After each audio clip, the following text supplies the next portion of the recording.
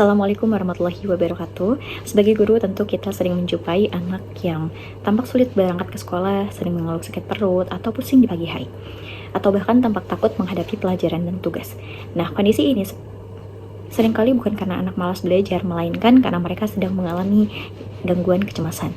Kecemasan pada anak terjadi ketika rasa takut atau khawatir muncul secara berlebihan. Biasanya kecemasan ini tidak hanya terlihat dari ekspresi wajah atau perilaku, tapi juga dari keluhan fisik seperti sakit perut, pusing, atau jantung yang berdebar-debar.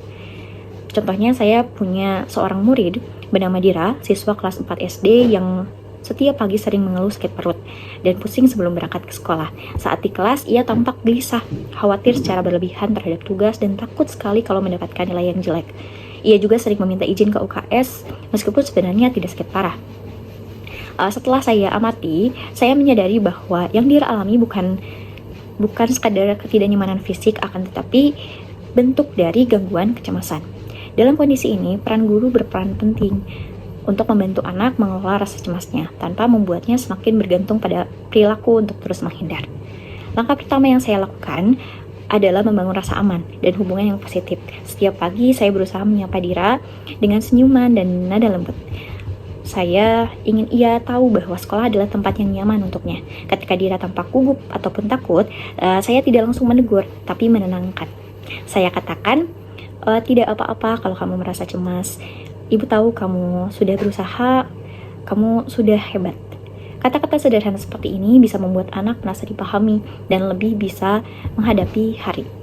Langkah berikutnya, saya ajarkan teknik grounding dan pernapasan sederhana untuk membantu Dira menenangkan diri. Saat mulai gelisah, saya mengajaknya fokus pada lingkungan sekitar. Saya minta Dira menyebutkan 5 benda yang ia lihat, 4 hal yang ia bisa sentuh, 3 suara yang ia dengar, 2 aroma yang ia cium, dan 1 hal yang ia rasakan di tubuhnya. Setelah itu, kami tarik napas perlahan, tahan sebentar, lalu hembuskan pelan-pelan. Teknik ini membantu anak kembali fokus dan merasa aman saat rasa cemas datang. Selain itu, saya juga mengajak Dira melakukan kegiatan positif yang ia sukai, seperti menggambar, menata alat tulis, bernyanyi, atau membantu menghias kelas. Kegiatan sederhana seperti ini membuat anak bisa menyalurkan ketegangannya menjadi aktivitas yang menyenangkan. Saat anak berhasil melakukan sesuatu yang ia sukai, rasa percaya dirinya pun akan tumbuh. Untuk menghadapi kecemasan terhadap tugas sekolah, saya menerapkan pendekatan bertahap. Saya berikan soal yang mudah terlebih dahulu, lalu meningkat ke hal yang lebih sulit. Saya tekankan bahwa yang penting bukan hasil yang sempurna, tapi keberanian untuk mencoba. Pendekatan ini membantu anak melihat bahwa belajar itu sebagai proses, bukan sebagai ancaman. Kemudian, ketika Dira izin ke UKS, saya tidak langsung mengizinkan, tetapi tidak langsung menolak juga. Saya ajak ia beristirahat sebentar di kelas, kemudian duduk dengan tenang, menarik napas, atau melakukan grounding. Atau bisa juga dengan mengajaknya ke tempat yang tenang, seperti ke pojok tenang. Setelah lebih tenang, baru saya arahkan untuk kembali mengikuti pelajaran. Dengan cara ini, anak belajar menghadapi kecemasannya tanpa menjadikan menghindar sebagai kebiasaan. Terakhir, saya membangun kerjasama dengan orang tua.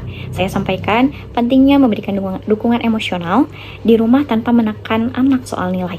Kami juga berkoordinasi dengan BK sekolah agar Dira mendapatkan pendampingan yang lebih menyeluruh. Dari pengalaman ini, saya belajar bahwa anak yang tampak sering sakit belum tentu sakit secara fisik. Bisa jadi mereka sedang berjuang menghadapi kecemasan yang belum bisa mereka ungkapkan. Sebagai guru, kita perlu hadir dengan empati, memberikan rasa aman, dan mengajarkan anak cara menenangkan diri. Dengan dukungan, kesabaran, dan pendekatan yang positif, anak-anak seperti Dira akan belajar bahwa sekolah bukan tempat yang menakutkan, melainkan tempat aman dan nyaman untuk tumbuh bersama. Sekian pendapat saya, mohon maaf atas kekurangannya. Terima kasih, semoga bisa bermanfaat untuk kita semua.